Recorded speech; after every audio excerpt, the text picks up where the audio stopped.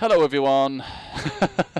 I do apologise for that. We had some technical difficulties there, resulting in my internet disconnecting, which is always great when you're in the middle of a stream. And now when I upload it to YouTube later, I'm going to have to upload it into 2 parts, which is always fun for me.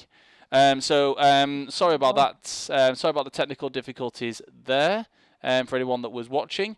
What we are going to do, and I know I should have just gone to break and then come back, but I wanted to explain why we were away and not that we'd disappeared. So what we're going to do, we'll come to break. We'll go to break now, and when we come back, we'll make our way to the Temple of the Wild Mother, and we'll have a chat with the rest of the council regarding what's going on. And I get to be many different NPCs, which is always fun. So, are you guys okay for a TP and hopefully an okay? Yeah, sounds good. Okay, right. We shall. Yeah. We'll come back in about 10 minutes, 10 or 15 minutes. Is that all right with everybody? Yeah. All right. All right. See you all. See you all shortly. Bye.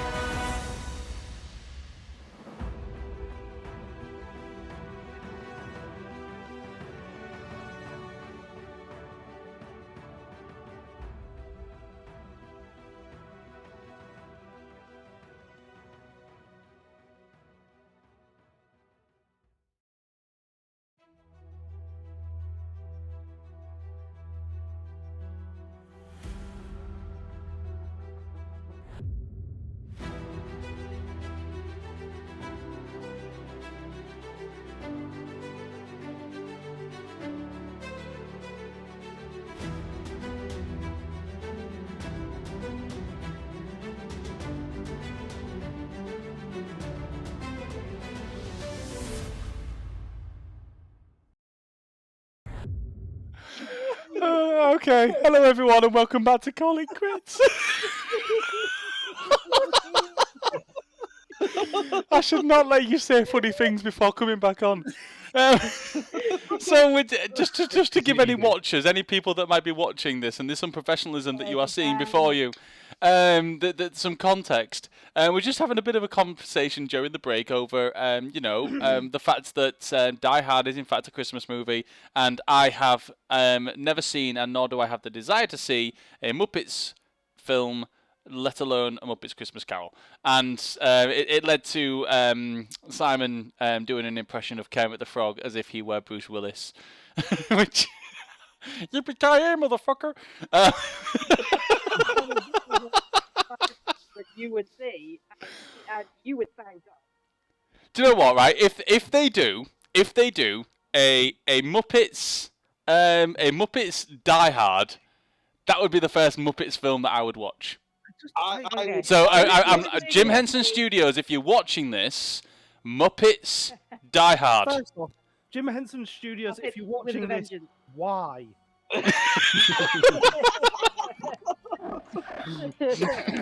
I'd go and see it. I really would. I would go see Muppets Die Hard. I absolutely would. Yeah. Yippee-ki-yay, motherfucker!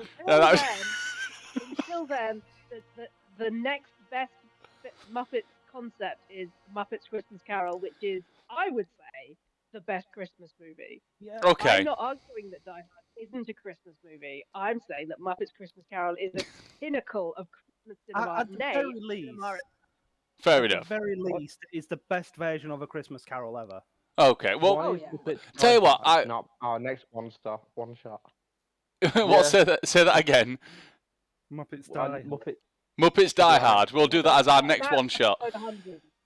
All right, I'll leave that one open to our viewers. If you would like Muppets Die Hard, and we get everyone here to be a different Muppet at the Nakatomi Plaza, and fighting against Hans. You can play. Who would be Hans Gruber? Hans Gruber. Hans Gruber, the Muppet. He's a warlock Muppet. In the session, we have to do a lot of waving our arms about. Okay. Right. Okay. We're gonna get back into the session now because hilarious, hilarious. You can tell that we all have a good time together. That's what D&D is all about. So okay. So we'll jump back in. So. You guys, before we were so rudely disconnected by my internet service provider, you guys were about to be led to the Temple of the Wild Mother, which is where the council usually meets. At some point, you can imagine that Maya has probably sent some sort of message or signal or something to get them all to appear there at some point, after your arrival.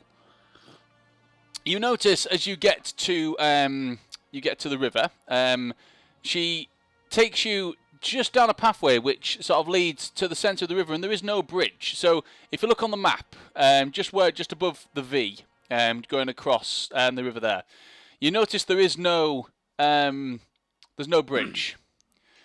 And Maya just kind of turns and just says, give me a moment, and she places her hands on the ground and kind of almost performs some sort of spell. It's more druidic magic than arcane, and you notice the earth underneath the river begin to shake and rise up to form a land bridge across the river. It says, this way, and takes you across. The three guards still with you all, they look a little bit more relaxed in your company at this point, is what you'll notice. Like they at first they kind of thought you might have been threats, and then it was a case of if she trusts you, then we'll trust you as long as she trusts you. Now you can see they're a little bit more relaxed in your presence. They've had this little bit of time with you, and it's like they're not so bad. So they're just kind of walking with you rather than behind you, in a sense. You get across the bridge, and you notice the actual land bridge begins to sink back into the ground, as if it had some sort of time on it. And she leads you down in front of the arcane gateway. You'll probably have that peaked. You'll probably see that as a it's a magic shop of kinds. Grinks. You'll probably notice it. It's got lots of different scrolls, arcane sigils inscribed on the windows. And it all in all just looks like a magical place to be. Yeah. What was you going to say, Rajan? No, I just went, magical place to be. Magical place. Like Tahiti. It's a magical place. You head down past the 5-leaf clover, which is it's more of a trinket, like just a general goods store. And down, past some woodlands and towards the temple of the Wild Mother, which is well lit and sort of like beautiful gardens that surround it. One thing you will notice, Aelar, is there's around the back of the temple, there's an open garden, like a park with like different trees and things in there, and there's a statue. With 2 burning pillars either side. I don't know if I can zoom in anymore on this. There we go. It's a statue with two pillars either side, with flame on them. The statue is that of your mother. You recognise it instantly. It wasn't there when you were last here. It's obviously been put up recently. Maya leads you in through the main corridor of the temple. It's a grand building. It does mirror some of the architecture within the rest of the town, but it's much nicer in its decoration, and looks wealthier in its design. It's obviously built as a temple to the Wild Mother. It looks like a very old building as well, like it's been there a long, long time. Probably a few centuries at least. You make your way in, and you're opening into sort of like a grand sort of like temple hall where there's pews that sort of like curve around, and there's 3 what do you call them, aisles to these pews, and in the centre. You notice there's kind of like a podium in the center, where you would obviously have someone that would speak and do prayer. And at the back there is a doorway that leads, and she leads you through down these aisles and down to the back through this doorway, these double doors, wooden double doors, into what appears to be a meeting room. Its design is like a leaf, so it kind of comes out around and then sort of like there's like a tip at the end, and on the floor it's got a leaf design. It's almost like you're stood on like a giant leaf, essentially. The room itself is decorated with vines, which sort of like they're not randomly placed. There's a very much an elven theme to this. Where it's been man-made, essentially, elf-made. So it's not grown, it's made, but it's beautiful in its architecture. It's very breathtaking at first. There's a big table in the middle, and around the table you notice there are 3 people sat in chairs, just on the other side of the table to where you come in. They're all elf. There's 2 elves and a halfling, which is why I got halfling mixed up earlier on, because I had my notes halfling. So there's 2 elves and a halfling. You recognise these, Aelar, as Shay Winterborn. She. I do apologise. She is one of the elves. She's probably around about a similar ranking to Maya. She actually is one of the head priestesses here at the Temple of the Wild Mother. There is the halfling is Gertrude Bigham's. Gertrude is she's the leader of the guard within the town. She is basically, she's the one that tells all the guards what to do. That's her job. She's security, head of security, essentially. Last one is Valdin Hamming, a male elf. He's got dark brown hair that is quite short, but he's got the same kind of braids that you have, Aelar, that kind of come down with nice I want to say bobbles, but just on the end with leaves that kind of dangle off them. He's got very, you know what I mean, that tie the end. You know what I mean, like ties that on the end, with feathers and leaves that come off those. He's got very striking green eyes that are very unmistakable, and he's got very strong elven features.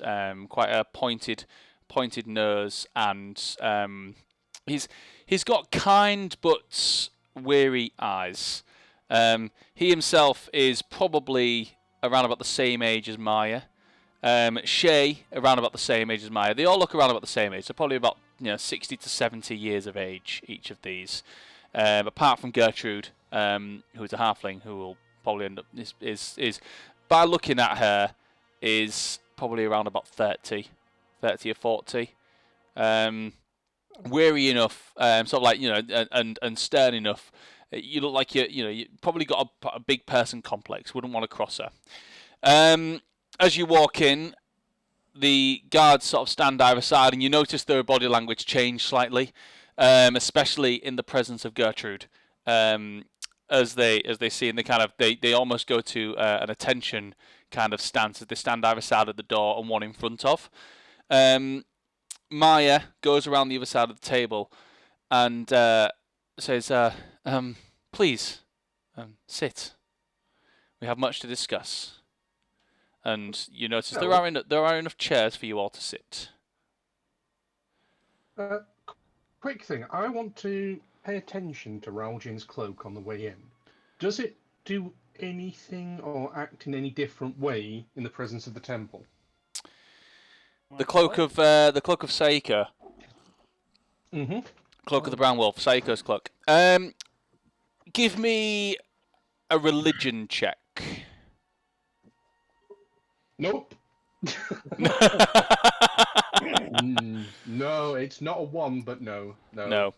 I'm looking at it, and it still looks wolfy. It still looks wolfy, and that you're too distracted by everything else that's happening that it doesn't. Nothing strikes you. Do you take a seat? Stand Yeah. behind Raljin.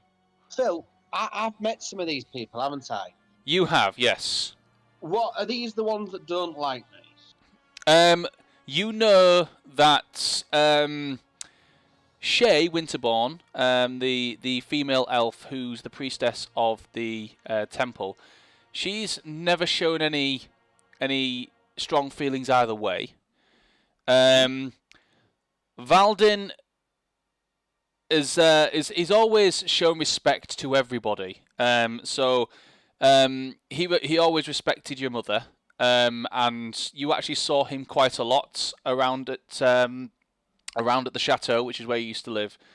And he always respected your mother, and he showed you respect. But he always sided with the rest of the council members on most things. So when it did come down to when it came to not your banishment, but suggesting that you leave, he didn't vote against it, if you know what I mean. Whereas Shay would have not voted at all on you being there or not. Being a religious Gertrude probably doesn't like you because you were probably a scamp.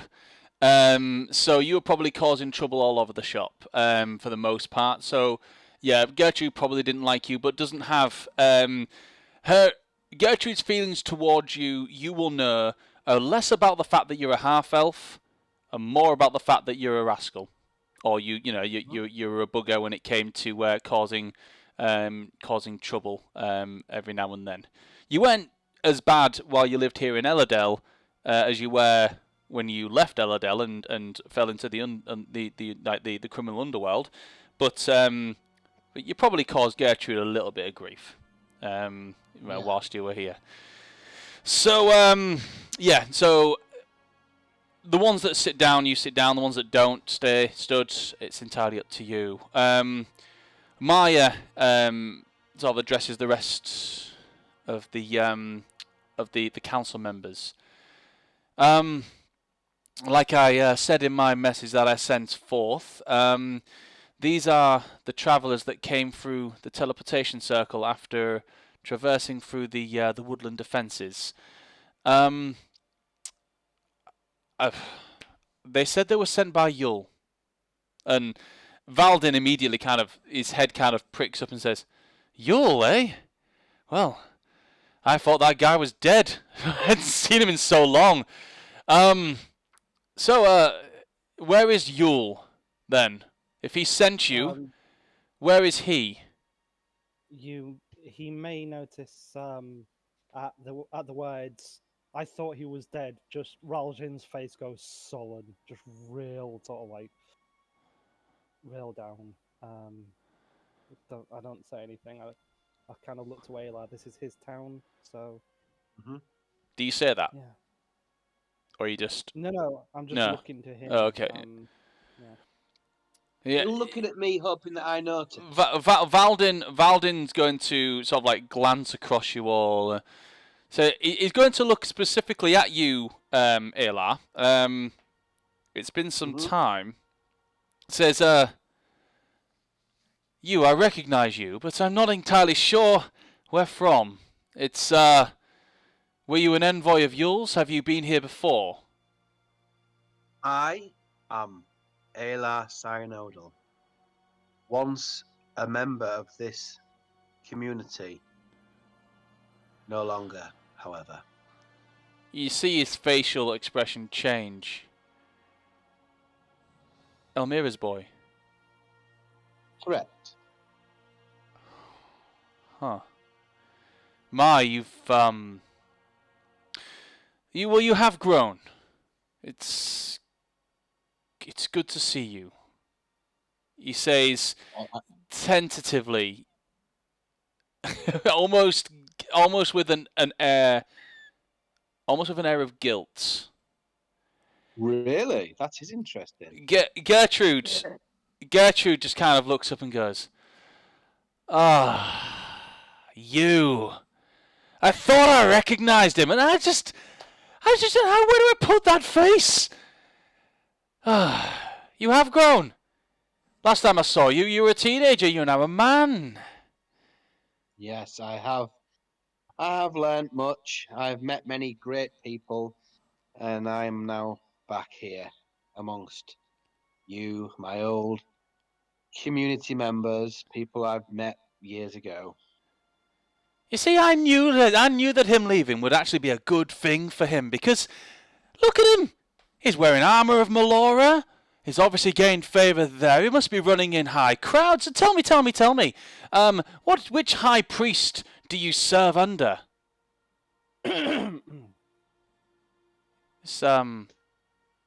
Silence here.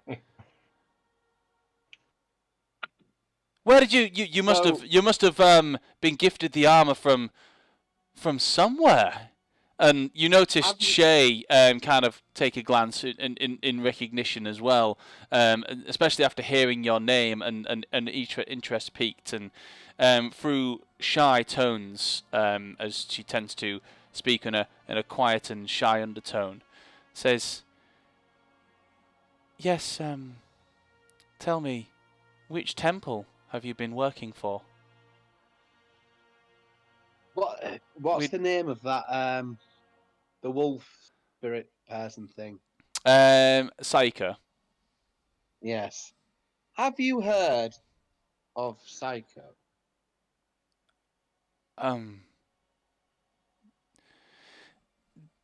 correct me, child. You speak the name Saiko. Yes. Is there a surname that comes with this, or is just Saiko the name that you speak? I've been drawn to Melora. I've been guided towards Melora presence. Melora sought me out. This armor came to me, and I have been guided ever since. And I have been guided by Melora, and I've on a regular basis. I feel the presence of Melora quite frequently. But you said the name Saiko. Yes. I'm Sayako came and found me. glad. I'm glad, child, that you have found warmth in Melora's presence. It is all I ever wanted for you. Prior to you leaving, I did try to speak to your mother and bring you into the temple so that you could begin your studies. Unfortunately, she kind of her head goes down as if she's not scared to say the next bit, but shyly saying it. Unfortunately, the votes are against me on that one. I have no ill feeling towards anyone here. What has passed, and I am who I am now as a direct result of those actions. I am with the people I consider my new family now because of those actions, and I would not have changed a thing. Maya just kind of says, "You seem to have rehearsed those lines as if a broken record were playing." But No, every Very single good. time every time you say them, every time you say them with meaning and sincerity. yes, So your banishments, I don't like calling it that because, let's be frank, we didn't force you to leave. You left on your own accord because you thought it best. But, since you left, you've obviously become a better person. I have experienced things that have made me who I am, and I am grateful for that. And I could sense that I wasn't necessarily wanted here, and I respect the wishes of yourselves and the other elder people. No point staying where you're no longer wanted or accepted. And You I know, bear no ill will or grudge over that. you notice Shay, her eyes kind of dart to the side as if not looking at you. Valdin kind of pipes up again and says, "Well, I think you've come at just the right time, then, haven't you? Because, we're in need of." So he kind of looks over to Maya, who's just kind of there's a subtle shake of the head. And Gertrude is everyone just give me a perception check, please. Right, Phil, can I have some sort of advantage? Because I'm really trying hard. I'll This is allow massive. you to have advantage on this one, Aelar, because you are in direct conversation. It's about you, so I'll allow you to have advantage. It's about me, and it's Perception or people I've insight? known. Right. Yeah, and is Mulrin going to put his hand on my shoulder and just try and help me a little? Hint, hint. Yeah. I like You know that. what, Mulrin's got Is his hand on his shoulder. is Mulring gonna lean on his shoulder? Right. Okay. So, with Mulrin's help, I roll a d4. Yeah. Yeah, you roll an additional d4 on top of your This highest is roll. well, I rolled. Funnily enough, I rolled two 15s, but I'm a -1 answer, so that's a 14, Uh-huh. and a 14 out of 4 is at 18. Okay. 18. I What think did that help from Mulrin really helps. everyone else get? Was it perception or insight? Yeah, I want to know that as well. Your Can I roll choice. insight? Your choice. I'll roll one. Where to choose? Yeah. Perception or Okay. insight, your choice. Because it's Both about minus one it's for about me. yeah, it's about reading the room. So 21. I got a 26. 126. 18. That's really good Oh. for me. Really good. 24. And what was yours, Raljin? 24. And what was Sal's? 22. Wow, you guys rock at insight and perception. For those people that roll perception, you notice there's non-verbal cues going on between Valdin, Gertrude, and Maya.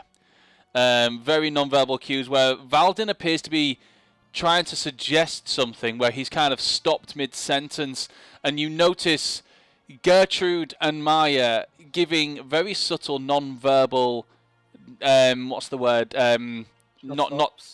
Pardon? Shut up. Yeah, shut ups. That's probably to him.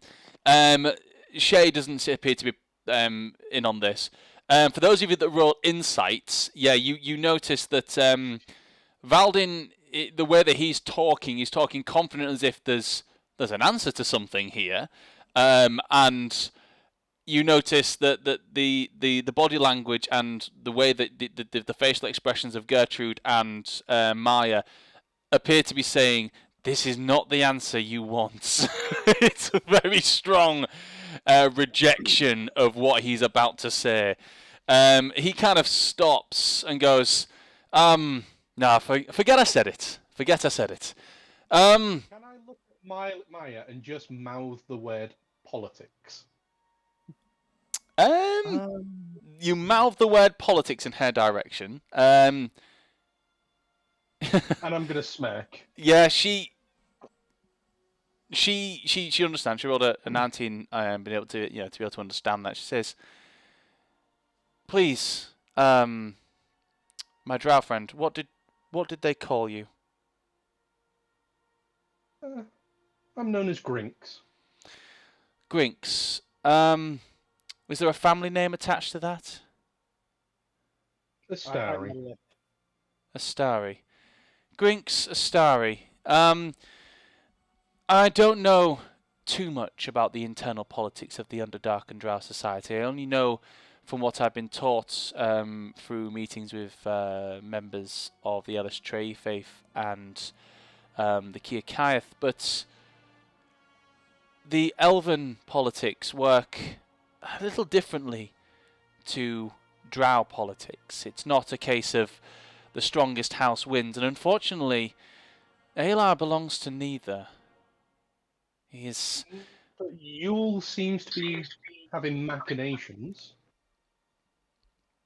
Yule This likes to isn't stir an things accident. up, unfortunately. And yes, of course, I trust Yule. I trust his judgment, but I don't know if what you're suggesting is the right move. I don't know if he's ready Well, to rule or to lead.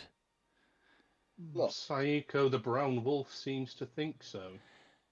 And you seem to be in need. Surely we can help, and I can help my homeland. We are. You notice just before you speak, Rajan, you notice Shay then glances over towards Grinks at the name Saiko the Brown Wolf. She I'm going to says, place my hand poignantly on Raljin's shoulder and just ruffle the fur slightly. I knew I'd heard that name. You've spoken to one of the wolves. We all have, but I have. he paid particular attention to Aelar, and I'm going to shut up there.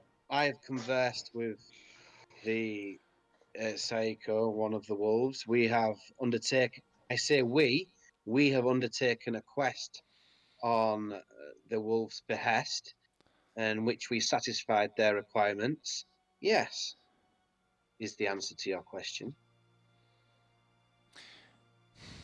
There's a long silence between all the council members as they're looking at each other and at the situation. It's like they don't know which one of them's going to speak next. Valdin kind of stands up, kind of straightens himself out a little bit. Straightens out he's got quite nice nice cloak, not cloak, like a jacket on, which comes down just down below his back down to his calves. and it kind of buttons up nicely with like gold rope and buttons that come up to the top, with a nice shirt underneath. He dresses well for the occasion. He steps and turns and walks on over to Maya and kind of bends down towards her ear.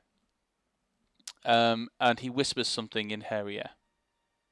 Can I do a perception check, see if I can lip read? It's difficult because he's trying to hide it, but I'll let you. Give me a perception check. Okay. Probably not. Let's see. No, 12. No, unfortunately. He kind of puts his hand there to try and to cover it up, and he whispers something. She looks. There's a wide-eyed look as she turns to him and kind of shakes her head slightly, and then says, "Right, we need to speak privately. Shay, Gertrude, with me and Valdin. We'll be with you shortly. We just need to discuss something." And they all stand up from the table and they sort of like leave out, exit through. There's a side door that's sort of like hidden behind what would be like a decorative cupboard, and they sort of like leave out through there, and they kind of close the door. The guards, as soon as Gertrude leaves, you notice the guards' demeanor kind of like loosen slightly. It's like, oh. as if it's aching for them to stand up straight so much. And you guys, you're left alone in this room at the moment. How are you doing, Aelar? You never talk much about where you came from. No, there's not really a lot to say about it. Yeah, it's one of those issues that, I wasn't really a popular person here, as you can probably tell. Bunch of stuck-up blue bloods who treated you like dirt, and now that they've found a use for you, they want to use you. I mean, I I am take offense to that, but I am aware that they didn't need me before, so as I was of no use for them. I wasn't really needed or wanted, and however they may need us now. But I do feel kind of a duty to my mother's legacy and my homeland to do something, even though that Really, your mother's legacy appears to be a house that elf woman is living in. True, but it's these lands, these beautiful lands as well. These beautiful trees, the streams, the rivers, the crystals. It's all the people who didn't, have anything to do with me leaving, the normal people as well. For them as well, I feel indebted to sort of do something for them. You're always so annoyingly good. Aelar, whilst everyone's having this, you're having this conversation with everyone, you are slightly distracted by a voice, which mutters in your head. It's around about 25 words ish. If I can try and keep it to that. It says, and it's the voice of Shay Winterborn, the priestess of the temple, the Wild Mother. It says, the voice says, "Who set you upon this quest? Do you know what path they put you on?" That's what you hear. Who set you upon this quest? Do you know what path they put you on? You can respond within 25, and I'm going to play the rule that I think is cooler with message is you don't actually have to say it, you can think it. Because I think that's going to be detrimental to this campaign. That's if you want to. You don't have to respond, but that's what you hear. How do I respond? You just think what you want to say. It has to be 25 words or less, though. What, and do I message it to you? No, you can say it out loud or you can message it to me. It's up to you. These guys are pretty good at not metagaming, so.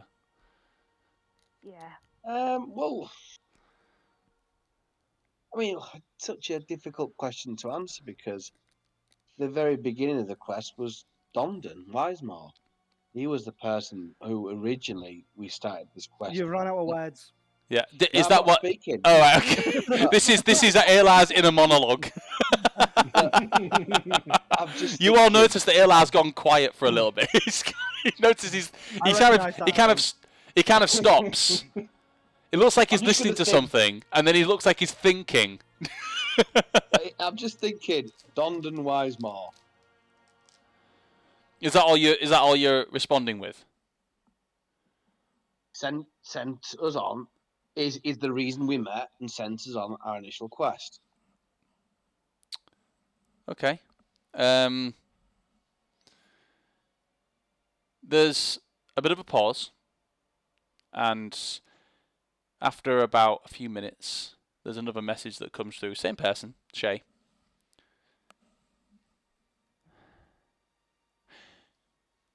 Did you agree to take this trial? Did you know that you'd be meeting with the wolves? Are you Oh, no. aware, Ion, are you aware that this could mean that you're in great danger? So, no, no. Did we intend to meet the wolves? That just happened. So no. Am I aware of the quest? No. Are you aware you're in grave danger? Yeah, all the time. I like that. Right. A few more minutes go by, and whilst you're all talking, you notice Aelar kind of stop, listen. Aelar's had an aneurysm. There's blood coming out. Yeah. You notice it looks like he He's had to stops, think. listens, and then thinks for a while, and then continues whatever conversation he's having. It's